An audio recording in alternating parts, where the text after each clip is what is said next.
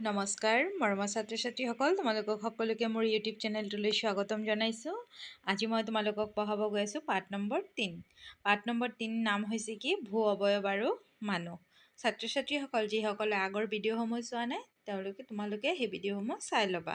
তাতে মই পাঠ নম্বৰ 1 আৰু 2 সেই দুটা কৰাই দিছোঁ। ঠিক আছে, এতিয়া আজি মই পাঠ নম্বৰ 3 পঢ়াবলৈ গৈ আছোঁ।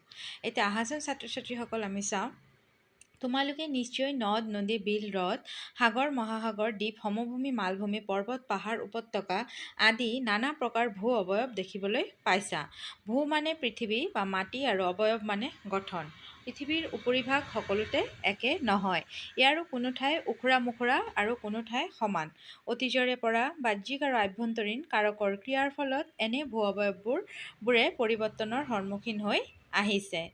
এতিয়া চোৱা ছাত্ৰ ছাত্ৰীসকল, তো তোমালোকে কি কৈছে যে আমাৰ পৃথিৱীত কি হয়, দুই ধৰণৰ ক্ৰিয়া কাম কৰে, বাহ্যিক আৰু আভ্যন্তৰীণ। সেই আভ্যন্তৰীণ আৰু বাহ্যিক কাৰকৰ ফলে কি হয়, আমাৰ ভূ অৱয়ৱৰ বহুতো পৰিৱৰ্তন হয়। নেক্সট কি কৈছে চোৱা, কৈছে আমি দেখিবলৈ পোৱা ভূ অৱয়ৱবোৰ মূলতঃ জলভাগ আৰু স্থলভাগত পোৱা যায়। স্থলভাগত থকা কেইটামান ভূ অৱয়ৱ হ'ল পৰ্বত পাহাৰ মালভূমি সমভূমি আৰু উপত্যকা। তেনেদৰে জলভাগৰ অৱয়ৱবোৰ হ'ল সাগৰ মহাসাগৰ নদ নদী বিল আৰু জলাশয়। ঠিক আছে, জলাহ। তো আমাৰ ইয়াৰ কি কৈছে, জলভাগৰ অৱয়ৱবোৰ কি কি? সাগৰ মহাসাগৰ নদ নদী বিল আৰু জলাহ। আৰু স্থলভাগৰ কি? পৰ্বত পাহাৰ মালভূমি সমভূমি আৰু উপত্যকা। স্থলভাগৰ ভূ অৱয়ৱ। স্থলভাগ পৃথিৱীৰ উপৰিভাগৰ এটা গুৰুত্বপূৰ্ণ অংশ। এই ভাগটো এছিয়া ইউৰোপ আফ্ৰিকা উত্তৰ আমেৰিকা দক্ষিণ আমেৰিকা ওচেনিয়া আণ্টাৰ্কটিকা এই মহাদেশ কেইখনক লৈ গঠিত। স্থলভাগৰ ভূ অৱয়ৱবোৰো এই অঞ্চলবোৰতেই সিঁচৰিত হৈ আছে। পৃথিৱীৰ স্থলভাগত থকা ভূ অৱয়ৱবোৰৰ ওপৰত ৰ'দ বতাহ বৰষুণ আদিয়ে অহৰহ ক্ৰিয়া কৰি থাকে। এনেবোৰ কাৰকৰ ক্ৰিয়াৰ ফলত পৰ্বত পাহাৰ মালভূমি আদিত সঘনে পৰিৱৰ্তন ঘটে। এই ভূ অৱয়ৱবোৰক সাধাৰণতে উচ্চতা আৰু ঢালৰ ওপৰত ভিত্তি কৰি ভাগ কৰা হয়। নেক্সট কি কৈছে চোৱা, পৰ্বত পাহাৰ। পৰ্বত পাহাৰ বুলিলে সাধাৰণতে ওখ শিলাময় আৰু কিছু পৰিমাণে উদ্ভিদ থকা ঠাইকে বুজায়। পৰ্বত পাহাৰ বুলিলে আমি কি বুজো? সাধাৰণতে ওখ শিলাময় আৰু কিছু পৰিমাণে উদ্ভিদ থকা ঠাইকে বুজা যায়। আমি বসবাস কৰা সমভূমিতকৈ পৰ্বত পাহাৰৰ প্ৰাকৃতিক বৈশিষ্ট্য কিছু বেলেগ। চাৰিওফালৰ ভূভাগতকৈ পৰ্বত পাহাৰ যথেষ্ট ওখ আৰু ইয়াৰ উপৰিভাগ উখুৰা মুখুৰা। তাত উচ্চ শিখৰ বা শৃংগও থাকিব পাৰে। পৰ্বতৰ উচ্চ অংশৰ জলবায়ু শীতল। বছৰৰ প্ৰায় সকলো সময়তে পৰ্বতৰ শিখৰৰ বৰফেৰে ঢাক খাই থাকে। পৰ্বতৰ ঢালেৰে বৰফৰ খণ্ড নামি আহিলে হিমবাহৰ সৃষ্টি হয়। তুলনামূলকভাৱে কম উচ্চতাৰ শিখৰযুক্ত উচ্চভূমিক পাহাৰ বোলা হয়। নেক্সট কি কৈছে চোৱা, পৃথিৱীৰ স্থলভাগতে যে কেৱল পৰ্বত পাহাৰ আছে এনে নহয়। সাগৰ মহাসাগৰৰ তলিতো এনে উচ্চভূমি থাকিব পাৰে। সেইবোৰ পানীত ডুব গৈ থাকে বাবে আমি দেখা নাপাওঁ। আকৌ একেলগে শাৰী শাৰীকৈ থকা দীঘলীয়া পৰ্বতৰ সমষ্টিক পৰ্বতমালা বোলা হয়। হিমালয় তেনে এক পৰ্বতমালা।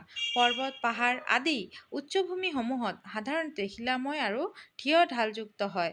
এইবোৰত কৃষিকাৰ্য আৰু গৃহ নিৰ্মাণৰ বাবে সমান ঠাইৰ অভাৱ। সেয়েহে এনে অঞ্চলবোৰত জনবসতি সেৰেঙা। এনে উচ্চভূমিত নানা প্ৰজাতিৰ গছ বন জীৱ জন্তু আদি থাকে। মন কৰিবলগীয়া কথা যে উচ্চতাৰ ভিত্তিত এইবোৰৰ বিতৰণৰ ক্ষেত্ৰত পাৰ্থক্য দেখা যায়। নেক্সট কি কৈছে চোৱা, মানুহৰ জীৱন যাপনত পৰ্বতৰ বৰঙণি অলেখ। পৃথিৱীৰ বেছিভাগ প্ৰধান নদীৰেই উৎপত্তিস্থল হৈছে পৰ্বতৰ হিমবাহ আৰু নিজৰা।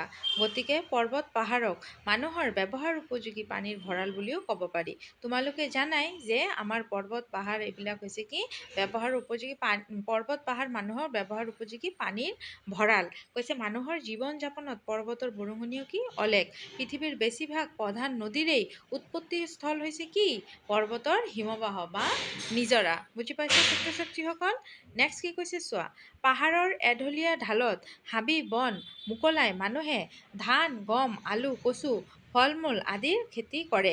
এনেদৰে পাহাৰ অঞ্চলত কৰা অস্থায়ী খেতিকে ঝুম খেতি বোলে। এই পৰ্বত-পাহাৰবোৰ বিভিন্ন প্ৰকাৰৰ উদ্ভিদ আৰু প্ৰাণীৰে অতি চহকী। পৰ্বত-পাহাৰত থকা অৰণ্যসমূহে ইয়াৰ ওচৰৰ বাসিন্দাসকলক খৰি, খাদ্য, গৃহ নিৰ্মাণ সামগ্ৰী, পশুখাদ্য আৰু অনেক ঔষধি উদ্ভিদৰ যোগান ধৰে। একোখন পৰ্বত আৰু তাত থকা উদ্ভিদে ওচৰে-পাঁজৰৰ বায়ুমণ্ডলৰ উত্তাপ, বতাহ, বৰষুণ আদি নিয়ন্ত্ৰণত বিশেষ ভূমিকা পালন কৰে। পৰ্বতৰ কিছুমান ঠাই স্বাস্থ্যকৰ। এনেবোৰ ঠাই পৰ্যটনস্থল হিচাপে জনপ্ৰিয়। হিমালয়ৰ মুছুৰী, কুলু, মানালী, চিমলা, ছিকিম, ডেৰাডুন, দাৰ্জিলিং, খাচী পাহাৰৰ শ্বিলং আদি উল্লেখযোগ্য পৰ্যটনস্থল। আজিকালি মানুহে পৰ্বতত দুঃসাহসিক খেলো খেলিবলৈ লৈছে। পৰ্বতাৰোহণ, স্কিইং আদি খেলৰ বিষয়ে তোমালোকে নিশ্চয় জানা। এই খেলসমূহ পৰ্বতত মানুহে খেলে। এতিয়া ভাবি চোৱাচোন, এই পৰ্বত-পাহাৰবোৰে আমাক কেনেধৰণে সহায় কৰে। পিছে বিচাৰ বিবেচনা নকৰাকৈ পৰ্বত-পাহাৰৰ গছ-গছনি আৰু শিল-মাটি আদি কটা কাৰ্যই ঠায়ে ঠায়ে বিপদৰো সৃষ্টি কৰিছে। তোমালোকেতো জানাই ছাত্ৰ-ছাত্ৰীসকল, আমালোকৰ মানুহবিলাকে কি কৰি আছে? যধে-মধে গছ-গছনি কাটি ধ্বংস কৰি আছে, পাহাৰ বনাঞ্চল ধ্বংস কৰি আছে। এইবিলাকৰ পৰা কিন্তু আমাৰ প্ৰকৃতিৰে হানি হৈ আছে, হয়নে নাই? আমাৰ প্ৰকৃতিৰ এইটো কাৰণে বৰ বিপদজনক কথা। কিন্তু মানুহে নিজৰ বাসস্থানৰ কাৰণে বা নিজৰ প্ৰয়োজনৰ কাৰণে তেনেকৈ গছ-গছনি কাটি গৈয়ে আছে। মালভূমি, ভূপৃষ্ঠত পৰ্বত-পাহাৰতকৈ কম উচ্চ, প্ৰায় সমতলৰ দৰে উচ্চভূমি কিছুমান দেখিবলৈ পোৱা যায়। এনে ধৰণৰ বহল আৰু অসমান উচ্চভূমিক মালভূমি বোলে। পৰ্বত-পাহাৰত থিয় শিখৰ থাকে, আনহাতে মালভূমিৰ ওপৰভাগ বহল আৰু প্ৰায় সমতল। মালভূমিৰ এক বা একাধিক অংশ কিছু পৰিমাণে থিয় ঢালযুক্ত হ'ব পাৰে। ইয়াৰ উচ্চতা কেইমিটাৰ মানৰ পৰা কেইহাজাৰ মিটাৰ হ'ব পাৰে। ভাৰতৰ উত্তৰে থকা তিব্বত মালভূমি পৃথিৱীৰ আটাইতকৈ উচ্চ মালভূমি। ই ৪,০০০ পৰা ৬,০০০ মিটাৰ উচ্চ। নেক্সট কি কৈছে চোৱা, মালভূমি সমূহ খনিজ পদাৰ্থৰ ভঁৰাল। মালভূমি অঞ্চলত লোৰ, আকৰ, কয়লা, মেংগানিজ, সোণ আদি খনিজ সম্পদ পোৱা যায়। আগ্নেয়গিৰিৰ পৰা নিৰ্গত লাভাৰে গঠিত মালভূমি অঞ্চলত উৎকৃষ্ট কপাহ খেতি হয়। কিছুমান মালভূমি থিয় ঢালত নৈৰ পানী তললৈ পৰি জলপ্ৰপাতৰ সৃষ্টি কৰে। আমাৰ চুবুৰীয়া ৰাজ্য মেঘালয়ত বিদন আৰু বিস্পৰ উপৰি আৰু বহুতো জলপ্ৰপাত আছে। বুজি পাইছে ছাত্ৰ-ছাত্ৰীসকল? এতিয়া মালভূমিও কিন্তু আমাক বহুত মালভূমিৰ পৰা আমি বহুতো খনিজ সম্পদ পাওঁ। সেইবিলাক কি পাওঁ? লোৰ, আকৰ, কয়লা, মেংগানিজ, সোণ আদি এইসমূহ আমি মালভূমিৰ পৰা পাওঁ।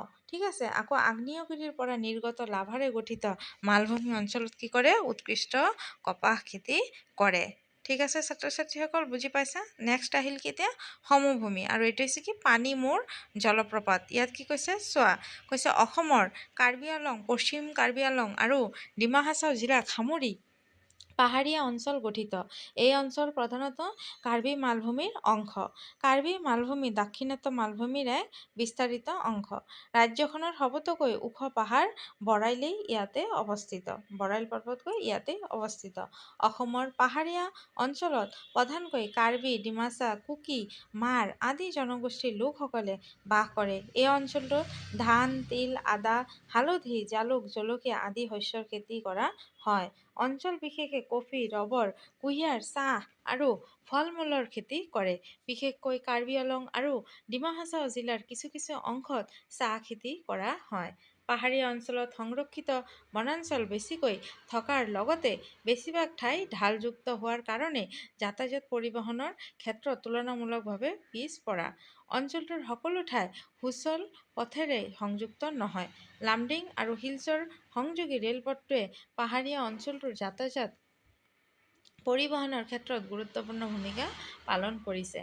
আন মালভূমি অঞ্চলৰ দৰে কাৰ্বি মালভূমিৰ অন্তৰ্গত এই অঞ্চলো খনিজ সম্পদত চহকী। ইয়াত চূণশিল, চীনামাটি, ফেল্ডস্পাৰ আৰু কয়লা পোৱা যায়। পানীমূৰ, ভেলুঘাট আদি ইয়াৰে উল্লেখনীয় জলপ্ৰপাত। আনহাতে হাফলং আৰু জাতিংগা অসমৰ উল্লেখযোগ্য পৰ্যটনস্থল। স্বৰূপে গঢ় লৈ উঠিছে। ঠিক আছে, নেক্সট কি কৈছে চোৱা, সমভূমি। সাধাৰণতে ভূপৃষ্ঠৰ সমতল ঠাইবোৰক সমভূমি বুলি কোৱা হয়। সমভূমি অৱশ্য ঠাই এখন সম্পূৰ্ণৰূপে সমান হোৱাটোকে নুবুজায়। ইয়াৰ মাজতে নদ নদী, পাহাৰ, হ্ৰদ, বিল আৰু অন্য কিছু ওখ ঠাই থাকিব পাৰে। সমভূমিয়ে পৃথিৱীৰ 1/3তকৈ বেছি ঠাই আগুৰি আছে। নৈ, জান-জুৰি, বুৱতী পানীয়ে উচ্চভূমিৰ পৰা শিল, বালি, মাটি আদি উটুৱাই নি নিম্নভূমি অঞ্চলত জমা কৰে। যুগ যুগ ধৰি চলি থকা এনে কাৰ্যৰ ফলত উচ্চভূমিসমূহ ক্ষয়প্ৰাপ্ত হৈ সমভূমিৰ সৃষ্টি হ'ব পাৰে। সাধাৰণতে সমভূমিসমূহ সাৰুৱা আৰু কৃষিকাৰ্যৰ বাবে অতি উপযোগী। সমভূমিবোৰ বাট-পথ নিৰ্মাণৰ বাবে সুবিধাজনক। নিৰ্মাণ কাৰ্য আৰু পৰিবহণৰ সুবিধাৰ বাবে সমভূমিত কল-কাৰখানাও গঢ়ি উঠে। এনেবোৰ সুবিধা থকাৰ বাবে সমভূমি অঞ্চলত জনবসতি অধিক হোৱা দেখা যায়। সেয়েহে পৃথিৱীৰ প্ৰধান নৈসমূহে সৃষ্টি কৰা সমভূমিত জনবসতি আটাইতকৈ ঘন। অৱশ্যে মৰুভূমিৰ দৰে কিছুমান সমভূমিত পানীৰ নাটনিৰ বাবে জনবসতি হেৰঙা হোৱা দেখা যায়। পোহনীয়া গৰু, ছাগলীৰ উপৰিও সমভূমি বনাঞ্চলত নানান বন্যপ্ৰাণীও দেখা যায়। বুজি পাইছানে ছাত্ৰ-ছাত্ৰীসকল কি কৈছে? যে নিৰ্মাণ কাৰ্য আৰু পৰিবহণৰ সুবিধাৰ বাবে সমভূমিত কল-কাৰখানা গঢ়ি উঠে আৰু এনেবোৰ সুবিধা থকাৰ বাবে কি হয়, সমভূমি অঞ্চলত জনবসতি অধিক হোৱা দেখা যায়। এতিয়া প্ৰশ্ন হ'ব পাৰে যে সমভূমি অঞ্চলত জনবসতি অধিক কিয়? আৰু সমভূমিত কিন্তু ৰাস্তা ঘাটৰো সা-সুবিধা বেছি। চব বস্তুৰ কাৰণেই সমভূমিত সুবিধা বেছি থাকে। অৱশ্যে কি কৈছে, মৰুভূমিৰ দৰে কিছুমান সমভূমিত পানীৰ নাটনিৰ বাবে জনবসতি হেৰঙা হোৱা দেখা যায়। পোহনীয়া গৰু, ছাগলীৰ উপৰিও সমভূমিৰ বনাঞ্চলত নানান বন্যপ্ৰাণী দেখা যায়। মৰুভূমি অঞ্চলত বছৰত 250 মিলিমিটাৰতকৈ কম বৰষুণ হোৱাৰ বাবে অতি শুকান পৰিৱেশ বিৰাজ কৰে। মৰু অঞ্চলত দিনৰ ভাগত তাপমাত্ৰা অত্যাধিক হয় আৰু ৰাতিৰ ভাগত অতি কম হয়। আফ্ৰিকাৰ ছাহাৰা মৰুভূমিত দিনৰ ভাগত তাপমাত্ৰা 50 ডিগ্ৰী চেলছিয়াছতকৈ অধিক হয়। মৰুভূমি অঞ্চলত বালিৰ পাহাৰ, শিলাময় ওখ ঠাই, শুকান হ্ৰদ আদি দেখা যায়। ইয়াৰ ভূভাগ বালিয়া আৰু শিলাময়। সেয়েহে জৈৱিক উপাদান তুলনামূলকভাৱে কম। মৰুভূমিত বেছিকৈ কাঁইটীয়া উদ্ভিদহে পোৱা যায়। কি উদ্ভিদ পোৱা যায়? কাঁইটীয়া উদ্ভিদ পোৱা যায়। নেক্সট আহিল উপত্যকা। ভূতাত্ত্বিক ক্ৰিয়াৰ লগতে নদ-নদী, হিমবাহ আদি বাহ্যিক কাৰকে পৰ্বত, পাহাৰ, মালভূমি আদিত বিভিন্ন আকাৰ আকৃতিৰ নিম্নভূমিৰ সৃষ্টি কৰে। সাধাৰণতে দুলানি উচ্চভূমিৰ মাজত নদী বা হিমবাহে সৃষ্টি কৰা দীঘলীয়া নিম্নভূমিক উপত্যকা বোলে। এতিয়া উপত্যকা কাক বোলে? নদী বা হিমবাহে সৃষ্টি কৰা দীঘলীয়া নিম্নভূমিকে উপত্যকা বা ভেলী বোলে। পাৰ্বত্য অঞ্চলবোৰৰ সাধাৰণতে উপত্যকা অঞ্চলতে মানুহে বসবাস কৰে। এই উপত্যকা পৰিসৰ ভিন্ন ভিন্ন হ'ব পাৰে। উপত্যকা অঞ্চলবোৰ সাধাৰণতে পালসুৱা আৰু বসবাসৰ উপযোগী। কোনো কোনো উপত্যকা সমভূমিৰ লেখীয়া, কোনোবাটো আকৌ কিছু ওখৰা-মখৰা হ'ব পাৰে। হিমালয়ৰ কাশ্মীৰ উপত্যকা আৰু অসমৰ বৰাক উপত্যকা ইয়াৰ উত্তম উদাহৰণ। এনে উপত্যকাৰ বনাঞ্চলত নানা ধৰণৰ বনৰীয়া জীৱ-জন্তু থাকিব পাৰে। বুজি পাইছা ছাত্ৰ-ছাত্ৰীসকল? এইখিনি আছিল তোমালোকৰ পাঠ নম্বৰ 3। মই গোটেইখিনি তোমালোকক পঢ়াই দিলোঁ। আৰু ইয়াত অলপ চোৱা কি দিছে, বৰাক শব্দটো ডিমাচা ভাষাৰ বুঢ়া বা ক্ৰ' শব্দ দুইটাৰ পৰা আহিছে। এই প্ৰশ্ন হ'ব পাৰে কিন্তু দেই ইয়াত। আৰু বুঢ়া মানে হ'ল কি, ভাগ হোৱা, আৰু ক্ৰ' মানে হ'ল বৈ যোৱা। শ্ৰীভূমি আগৰ কৰিমগঞ্জ জিলাৰ হালিটিকাল নামৰ ঠাইৰ ওচৰত বৰাক নদী কুশিয়াৰা আৰু সুৰমা এই দুই ভাগত বিভক্ত হয়। ডিমাচাসকলে এই নৈৰ উচ্চ অংশক বৰোকৰা বুলি কৈছিল। শ্ৰীভূমি আগৰ কৰিমগঞ্জৰ বাহিৰে এই উপত্যকাৰ বাকী অংশক এসময়ত কাছাৰ উপত্যকা বুলি কোৱা হৈছিল। বৰাক উপত্যকাত প্ৰধানকৈ বঙালী, ডিমা-কাছাৰী, মাৰ, মণিপুৰী, নগা আদি লোকসকলে বসবাস কৰে।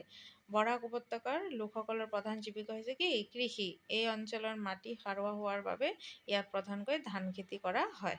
শ্ৰীভূমি আগৰ নাম আছিল কি? কৰিমগঞ্জ। হাইলাকান্দি আৰু কাছাৰ জিলাত বাগিচা কৃষি হিচাপে চাহ খেতিও কৰা হয়। বৰাক উপত্যকা বনজ আৰু খনিজ সম্পদতো চহকী। বানৰ লগতে ভূমিস্খলনৰ সমস্যা। বাৰিষা কালত উপত্যকাটো যাতায়াত পৰিবহণৰ ক্ষেত্ৰত কিছু সমস্যাৰ সৃষ্টি কৰে। ঠিক আছে, বুজি পাইছা ছাত্ৰ-ছাত্ৰীসকল? মই এইখিনি ধুনীয়াকৈ তোমালোকক পঢ়াই দিলোঁ। আৰু ইয়াত থকা প্ৰশ্নোত্তৰ গোটেইখিনি মই তোমালোকক দি দিম। গোটেইখিনি তোমালোকৰ বহীত লিখি ল'বা। ঠিক আছে? আৰু ভিডিঅ'সমূহ চাই ভাল পালে এটা লাইক শ্বেয়াৰ ছাবস্ক্ৰাইব কৰি দিবা, অন্ততঃ এটা লাইক কৰি দিবা। তোমালোকে লাইক কৰিলে আমি কোনো ধৰণৰ টকা পইচা নাপাওঁ, তোমালোকৰ পৰা মৰমটোহে পাওঁ, বুজি পাইছা? অলপ লাইক কৰি দিবা, সেইটোৱে আমাৰ কাৰণে ডাঙৰ সম্পদ। ভাল লাগে যে তোমালোকে পঢ়ি পেলাই বুজি পেলাই এটা ধুনীয়াকৈ লাইক দিছা, আৰু সেইটোৱেই থাকিব তোমালোকৰ মোৰ প্ৰতি এটা ভাল পোৱা বা শ্ৰদ্ধা। ঠিক আছে ছাত্ৰ ছাত্ৰীসকল, সকলোৱে ভালে থাকিবা, সুস্থ থাকিবা, সকলোকে ধন্যবাদ।